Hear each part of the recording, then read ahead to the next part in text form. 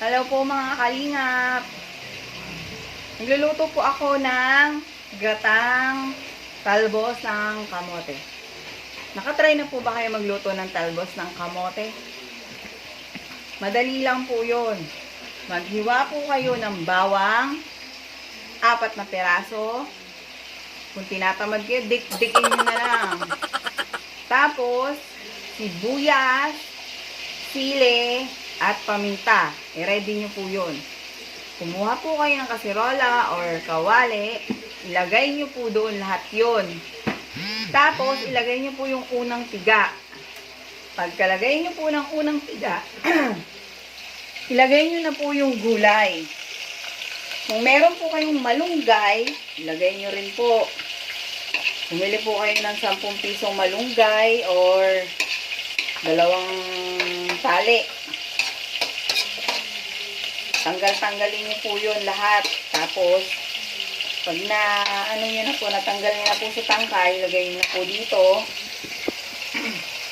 Kasama po ng talbos ng kamote. Pagsamahin nyo po yun sa kawali, lahat po ng binanggit ko na ingredients, pagsama-samahin nyo lang po. Yun po yung ilagay nyo. Tapos sili, paminta, bawang, sibuyas. Pakuluin nyo po. Pag tumulo na at alam nyo malapit na maluto, ilagay nyo na po yung unang tiga, yung malapot. Ito na po yung magiging itsura niya.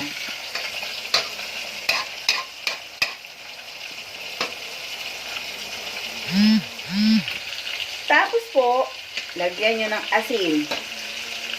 Pakuluan nyo ng mga 5 minuto or 3 minutes. Depende, makikita nyo naman kung luto na eh. Yung iba, kung gusto nyo ng maglagay ng dilis, pwede naman. Yung iba kasi bawal. Eh, wala kaming pansahog. Wala kaming panlagay dyan. Kaya, okay na yan sa amin. Tapos, konting magic sarap. Lagyan nyo po pampalasa. Pero, kahit wala kang magic, kahit ganito na lang, okay na ito. Yan. Yung iba naman, nilalagyan ng pinirito. Tapos, hinay-hinay nyo, lagay nyo dito. Nakikita nyo po yan. Diba? Masarap.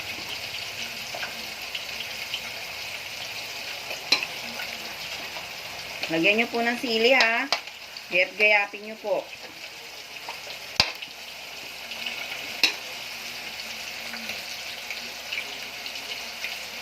Sarap po.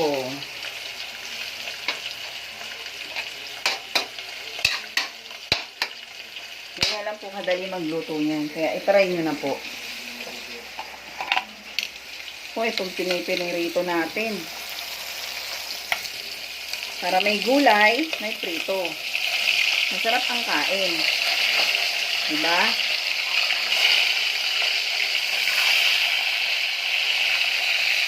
Medyo matilangsik. Kumuha ka ng helmet.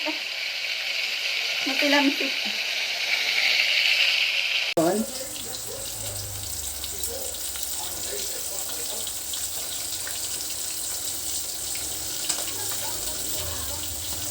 Ayan, luto na siya,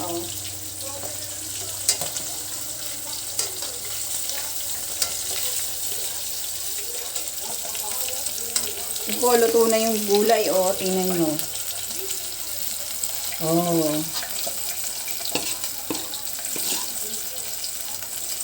Lagay na natin yan dito.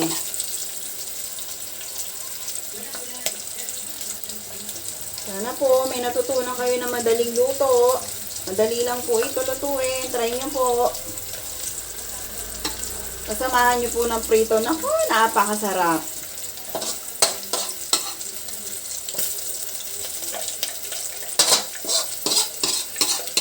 Magkano lang po yung ginastos ko dito. Gata lang. Tapos malunggay. Malunggay. Matalbos ng kamote.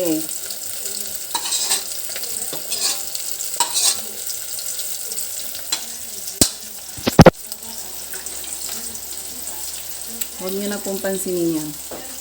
At hindi ko alam kung natalsikan niya ng ano, kaya pala masakit.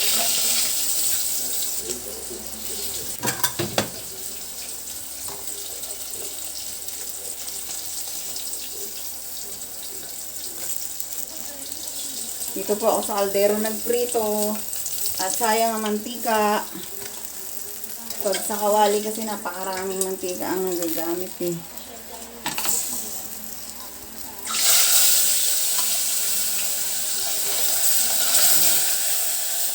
Diba, ang bilis lang natin makaluto. Kaya try nyo na po yun. Masarap po na ulam yan at masustansya pa. Sige po, hanggang dito na lang po ang aking video. Sana po may natutunan po kayo sa kaunting pagluluto na aking itinuro. Sige po, sana po like po kayo, share and subscribe. Sige po mga kalingap. Bye-bye po.